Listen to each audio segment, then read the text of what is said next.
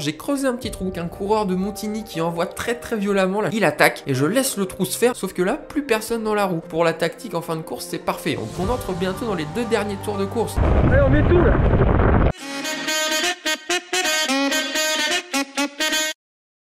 Bonjour à toutes et à tous, on se retrouve pour un dernier résumé d'une course de la saison 2023 et on est dans les Yvelines dans le 78 à Satori pour les connaisseurs. En FSGT cette fois-ci, on remonte au 21 avril 2023 avec un temps horrible qui aura des conséquences puisque la course va être raccourcie. On n'aura que 68 km à parcourir pour 125 mètres de dénivelé positif. C'est absolument tout plat, donc pas du tout à mon avantage, mais comme d'habitude, j'ai envie de me faire plaisir, donc c'est parti. Et oui, pour ceux qui connaissent le circuit de Satori, cette année, ils ont décidé d'enlever la cuvette à mon grand désespoir, ce qui fait que le circuit n'est pas du tout sélectif. Ça va être compliqué de faire des écarts à la pédale pour moi qui ne suis pas très puissant. Mais c'est pas grave, parce que je peux m'appuyer sur mon équipe aujourd'hui, car comme d'habitude en FSGT, on fait partie des grosses équipes au départ, avec 5 coureurs sur les 70 qui étaient sur la ligne de départ. Hugo, Romain, Julien et Arnaud qui m'accompagnent, donc il faut qu'on joue ensemble pour réussir à sortir du peloton. Et vous le voyez, le circuit n'est pas dur, mais la météo, elle, va faire des dégâts, avec le froid, la pluie, mais surtout le vent que l'on avait dans le dos là sur cette longue ligne droite, mais de face sur 2 portions du circuit qui va rendre la course un peu plus difficile. Et plus c'est difficile, mieux c'est pour moi. Et pour que la course soit dure, il faut attaquer le plus tôt possible pour user les organismes un maximum. Et à ce moment, les coureurs devant moi et ceux juste derrière moi ont pris l'extérieur du virage. Moi, ayant gardé l'intérieur, j'ai creusé un petit trou. Donc j'en profite pour me mettre au-dessus des 400 watts pour commencer à tenter de créer un écart avec le peloton. C'est parfait. 2,5 km de course et première tentative. J'étais venu sur cette course avec cet état d'esprit, réussir à rendre la course sélective avec seulement 70 km de course et que du plat. Donc pour ça, il faut pas que je compte mes efforts. Ça profitera également à mon équipe qui, elle, n'a pas besoin de faire d'efforts si c'est moi qui attaque. Donc mes coéquipiers vont pouvoir rester tranquilles et s'économiser un peu plus que nos adversaires qui, eux, vont devoir essayer de me rattraper. C'est pour ça que je continue mon effort en faisant attention dans ce virage là avec les pavés mouillés et j'en remets une couche dans ce minuscule taquet qui sera le seul des plus à se mettre sous la dent pendant la course. J'y vais de mon petit 600 watts gentiment, on est qu'au début de la course. Il faut pas non plus se cramer bêtement car pour le moment je suis toujours tout seul et c'est pas idéal. Après 1,5 km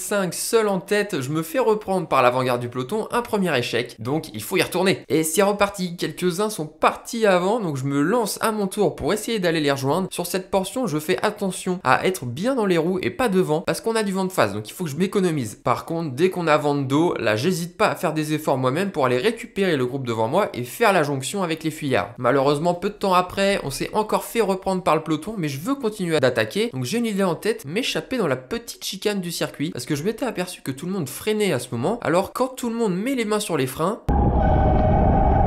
moi j'y touche pas et je profite de ma vitesse de passage bien plus importante que la leur pour creuser un trou avec les mecs derrière moi sans avoir à attaquer, ce qui est plutôt bien. Et donc je suis reparti à l'avant en solitaire pour la deuxième fois en 10 km de course et je suis sur des bonnes bases pour animer la course, pour la rendre difficile. Parce que je me la rends difficile à moi aussi là, je sortais d'une semaine très chargée en entraînement, j'arrivais sur la course un peu émoussé mais c'est pas grave. Là je me régale malgré la météo et je me fais mal aux jambes. Et après 2 km une nouvelle fois en solitaire, je me fais à nouveau reprendre par le même coureur, le Dossard 3. Pour le moment, on est en train de faire la course à deux, on est en train de jouer au chat et à la souris. Et pendant que je me fais rattraper par tout le monde, Hugo et Romain sont arrivés aux avant-postes du peloton. C'est parfait pour moi, il faut que je récupère un peu là de tous mes efforts du début de course et je peux me permettre de récupérer vu que j'ai 2 coéquipiers à l'avant. Il y a des chances donc qu'ils participent aux tentatives d'échapper pour au moins être sûr d'avoir un gars de notre club à l'avant. Si jamais un groupe d'échappés réussissait à se constituer, il faut qu'on soit dans ce groupe. Et c'est Romain qui va entrer en action en fin tacticien, il sait que ça commence à être le bon moment pour tenter des choses, là déjà 20 minutes de course, surtout avec cette météo, les premières fatigues vont vite arriver. Donc Romain prend la tête du peloton dans cette ligne droite pour faire le même coup que moi le tour d'avant, c'est-à-dire prendre à fond la chicane et ressortir en tête avec un peu d'avance sur ceux de derrière lui. Et vous voyez là, ça a fonctionné. Tout le monde est à fond derrière lui et il est en train de créer une cassure. Il roule fort, ça fait mal à tout le monde. Mais une fois le virage terminé, on se retrouve avec le vent de face et donc il préfère se relever pour pas emmener tout le monde parce que l'écart avec ceux derrière n'était pas suffisant. Romain a fait son effort, donc c'est à mon tour d'accompagner la prochaine attaque pour toujours, comme je vous le disais, avoir un gars de château à l'avant, comme ça on est sûr de pas rater le bon coup. Et le bon coup tarde à venir, la décision ne se fait pas, pourtant c'est pas faute d'essayer, hein. Plusieurs attaques sont lancées mais le peloton parvient toujours à nous rattraper à chaque fois pour le moment. Comme ici avec un coureur de Montigny qui envoie très violemment, là je suis à plus de 300 watts dans sa roue alors qu'il a vent de face, hein. Donc c'est costaud et là on commence à sortir à deux. Mais juste après on se retourne et ils sont là, le peloton est encore dans nos roues, plus de 30 minutes de course, ça veut pas sortir, hein. Le circuit n'est pas assez sélectif donc il faut la jouer autrement. Comme je l'ai dit en début de vidéo, météo, il faut profiter de notre surnombre. On est 5 au départ et il faut utiliser cette force. Alors que je mène le peloton, Romain me dépasse, me jette un petit regard pour me faire comprendre ce que j'avais déjà compris, il attaque et je laisse le trou se faire pour enterrer le peloton. Un seul coureur l'a réagi à l'attaque, c'est parfait. Le trou est fait, désormais mon objectif c'est de faire le chien de garde. C'est-à-dire toujours être en deuxième position, toujours être juste derrière celui qui a fait l'effort pour essayer de rattraper les coureurs partis devant. Pour au moment où il va un peu suffoquer et chercher du regard, de l'aide derrière lui, il y aura moi, avec aucune volonté de l'aider, puisque j'ai un équipier qui est devant. Ce qui est dur dans ce rôle, c'est de suivre absolument tout le monde. Être juste derrière tous ceux qui veulent fournir un effort pour annihiler toutes leurs chances de rattraper le groupe de tête, sauf quand un seul coureur s'échappe. Là, c'est moins grave. Un de plus ou un de moins à l'avant, bon, c'est pas catastrophique. D'autant que là, il est seul, donc il va devoir d'abord faire un effort violent pour rentrer, et nous, bah derrière, ça se regarde, c'est parfait. Et dès qu'il y en a un qui réagit, hop, je bondis derrière lui pour le démotiver à continuer, parce que là, ils sont pas très loin, hein. L'écart est quand même assez faible. Il faut que je démotive tout le peloton de continuer la poursuite pour que l'écart puisse grandir. Et revoilà le Dossard 3, très actif au début de course. Là, il s'est fait piéger, donc il produit son effort et je me cale dans sa roue. Et très vite, il comprend que je vais pas l'aider, donc lui aussi, à son tour, il se relève. Et ça y est, ça commence à payer. On est à l'arrêt, plus personne n'engage la poursuite, donc l'écart avec les 3 coureurs de tête grandit très rapidement. Et dès que ça repart, bah, j'y retourne également. Je veux laisser personne sortir, parce que devant, ça sent bon pour Romain. Ils sont que 3, certes, mais il n'y a que 68 km, donc pas la mer à boire non plus. Ils peuvent aller au bout seulement à 3. Donc quand le Dossard 49 me demande un relais avec le coude, puis avec la tête,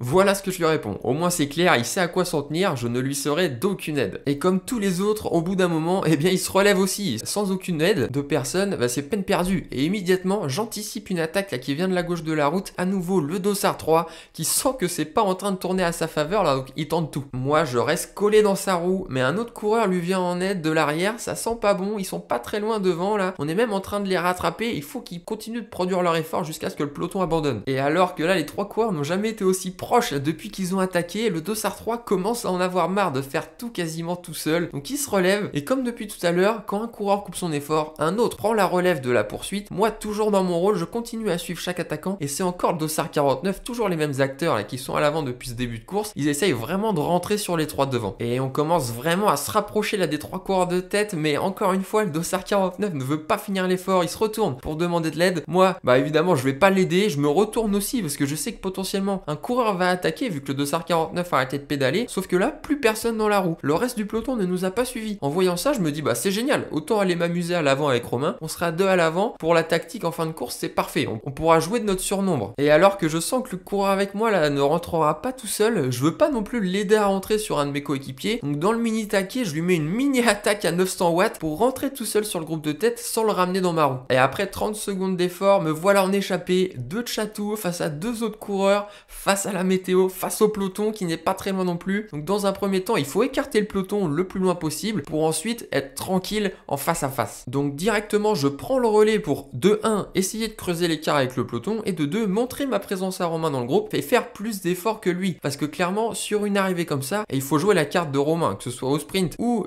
qui tente de partir en solitaire dans les derniers kilomètres. En tout cas, moi je me mets encore en mode coéquipier avec un rôle un peu différent de celui que j'avais dans le peloton. Là, mon but, c'est de rouler un maximum à l'avant pour que Romain puisse économiser et que surtout le peloton ne rentre pas sur nous. Et au prix d'un bel effort, le Dossard 49 va lui aussi réussir à rentrer, qui fait qu'on est désormais 5 à l'avant. 5, c'est vraiment pas mal pour pouvoir espérer aller jusqu'au bout. Avec une belle avance face au peloton, que l'on va pouvoir juger de nous-mêmes à chaque tour grâce à ce virage en épingle. Voilà, vous le voyez, l'écart est fait. Il faut maintenant aller au bout pour aller se jouer la victoire. Mais à 5, avec beaucoup de vent, les relais, ils reviennent quand même très rapidement. Malgré notre bonne entente dans le groupe, eh bien c'est compliqué. On a du mal à être efficace et à 10 km de l'arrivée, terrible, on se fait reprendre. Donc tout est à refaire. Le peloton est groupé à moins de 10 km de l'arrivée, mais les jambes pour moi commencent à être lourdes. Là, j'ai fait beaucoup d'efforts pendant toute cette course. Même si ça ne fait qu'une heure et demie qu'on est en course, je commence déjà à être bien fatigué. Mais il est hors de question qu'il n'y ait pas un gars de château à l'avant. Donc quand je vois que ça attaque et que Romain n'y va pas sur cette attaque, c'est moi qui y retourne avec les jambes usées là, mais c'est pas grave. Quelques coureurs sont partis devant, donc il faut tenter de les rattraper parce qu'on entre bientôt dans les 2 derniers tours de course. Donc il faut laisser plus aucun bon de sortie sans un gars de Chatou qui accompagne. 7 km de l'arrivée, à la sortie du virage, Romain tente une nouvelle fois sa chance. Moi, en voyant ça, eh bien pourquoi pas réitérer ce qu'on a fait en début de course, ça avait fonctionné. Donc là, pourquoi pas une fois de plus. Donc je fais la cassure en espérant que ça se regarde. 3 coureurs accompagnent Romain et ensuite un trou se crée. Là, c'est intéressant. Ça peut peut-être refaire la même chose. Mais comme on est proche de l'arrivée, les coureurs sont plus vigilants. Donc un gars de Vélizy vient faire l'effort assez rapidement pour boucher ce trou et rattraper les 4 coureurs qui sont partis à l'avant. Et dans le dernier tour, 3 coureurs ont échappé à notre vigilance et sont partis. Il reste que 3 km. Il faut faire l'effort tout de suite si on veut rentrer. Et il faudrait que j'aille faire les efforts là pour Chatou parce qu'on a Romain et Hugo qui se débrouillent bien dans une arrivée au sprint. Moi, c'est pas mon truc. Donc il faut que j'aille travailler pour eux. Mais là, je commence à être un peu sec et j'ai plus grand chose dans le moteur avec l'échappée qu'on a faite. Là, on se retrouve avec des gars, eux qui sont restés au chaud dans le peloton toute la course. Et pour eux, la course commence maintenant. C'est à partir de ce moment où eux vont fournir des efforts violents alors que moi, j'ai plus grand chose pour pouvoir mettre ces intensités. Peu de temps après, un gars de Rissorangis tente de sortir. Romain le prend en chasse. Moi, je laisse un autre coureur faire l'effort. S'il veut prendre la roue de Romain, c'est pas à moi de le faire. Je vais pas rentrer sur mon coéquipier. Moi, je reste planqué juste derrière lui. Le gars de Rissorangis, voyant du monde dans sa roue, il coupe son effort. Romain, lui, continue. Et je me souviens de ce qui s'est passé en début de course où moi, puis Romain le tour d'après, on avait été capable de passer la chicane plus vite que les autres pour s'échapper sans avoir à attaquer. Donc, j'hésite pas longtemps pour aller rejoindre Romain et qu'on passe ensemble cette chicane très vite pour s'échapper à deux et tenter d'aller rattraper les 3 coureurs de tête. Et c'est ce qui se passe. Romain ne touche pas à ses freins, moi non plus. On passe avec beaucoup de vitesse. On aperçoit les 3 coureurs là, mais ils sont encore loin. Il faut espérer qu'ils se regardent devant pour qu'on les rattrape à deux. Parce que oui, ça a fonctionné. À la sortie du virage, je me retourne et le trou est fait. Donc je préviens Romain. Allez, on met tout là.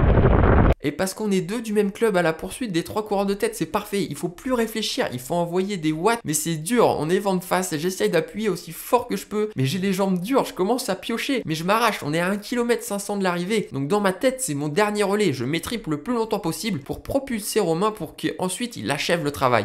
Mais j'avance plus, donc Romain me prend un relais. Ils sont vraiment proches là pour vous dire à quel point mes jambes étaient fatiguées. Je suis qu'à 171, 172 au cœur. Alors que je peux vous dire que je donnais tout sur le vélo. Ça montre aujourd'hui les jambes elles répondaient pas comme d'habitude et c'est dommage parce qu'on est vraiment pas loin là, on est tout proche. Et alors que Romain se retourne et que je devrais lui prendre au moins un dernier relais, je peux plus là, je suis au taquet, j'ai besoin de récupérer. Et pourtant les 3 coureurs devant se sont encore rapprochés, donc allez, j'y retourne pour que Romain puisse s'économiser un petit peu. Mais c'est triste là, je mets difficilement 300 watts, j'avance pas. Et terrible, on se fait reprendre par la tête du peloton sous l'impulsion une nouvelle fois du Dossard 3. Toutes les attaques que j'ai menées, c'est lui qui est venu me chercher. Là il reste 1 km et j'ai plus rien à donner, ce qui est horrible parce que la victoire elle est juste devant là. Et en haut du mini taquet, c'est bon, on entame la dernière ligne droite et les 3 coureurs de tête sont juste là. Le coureur en blanc tente de faire l'effort pour aller les rejoindre, il faut le suivre, c'est maintenant que ça se joue. Cédric Chartier l'a bien compris, il se colle dans sa roue, je vois que le Dossard 3 relance pour accrocher la roue de Cédric, donc je reste derrière lui, mais comme moi, il est cuit, il fait la cassure, mais moi j'ai plus de force pour combler ce trou, donc je reste caché derrière lui en attendant l'opportunité. Et quelle erreur, parce que ça va arriver très vite derrière nous et je vais me faire déborder par tout le monde sur la droite, sur la gauche. Mon effort que j'ai fait il y a 1 km, il est vraiment... Là je le sens dans les jambes et maintenant j'ai plus rien. Hugo, lui, il lance son sprint. Moi, je me mets une dernière fois en danseuse péniblement pour aller chercher un timide sprint à 650 watts. Pas mieux qu'une relance d'un virage quelconque.